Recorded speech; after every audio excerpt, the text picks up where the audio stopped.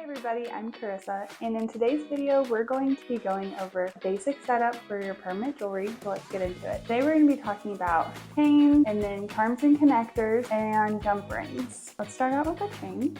So I have 10 different ones here. On this side here I have my staples, and then on this side here I just have some fun and trendy pieces and things that my customers have really been loving lately. So we'll start with the bar chain, then move into the paperclip chain, and then I also have a cable chain as well as the mini heart. The really good basic staple pieces are a satellite chain as well as a rope chain. And then on the side I have the twisted paperclip in two-tone as well as the Figaro in two-tone.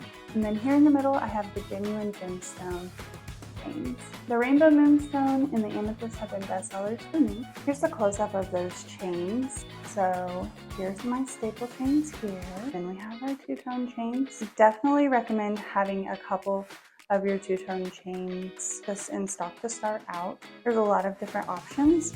These two are just the ones that do the best for me. Then I have my genuine stone chains here. Look at those beauties in the light. Let's move on to jump rings. So I like to keep my jump rings in something that's super easy and quickly accessible to get to. So here at the top I have my gold filled, and then I have my sterling silver, and then my 14 karat. The jump rings that I use the most are the 2.8 millimeter and the 3 millimeter outside diameter. Bay & Stu has a lot of different options for jump rings.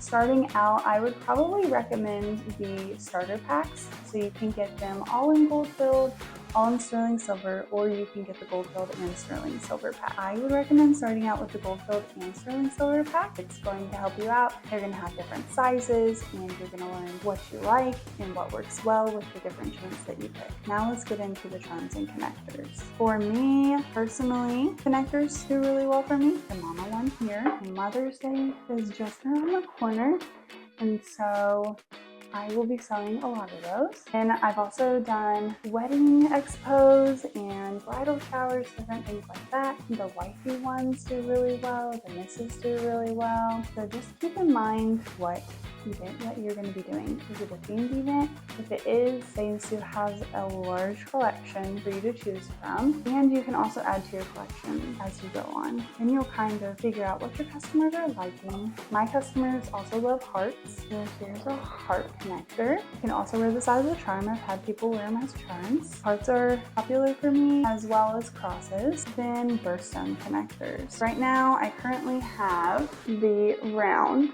birthstone connectors. Another thing to add about those connectors is that it allows your customers to uniquely personalize them and express their styles. Another good option is to offer clasps. I would just start out with a few, so maybe a couple of the sterling silver and then a couple gold filled. Spring rings are a good option. They go good for bracelets, they go good for necklaces.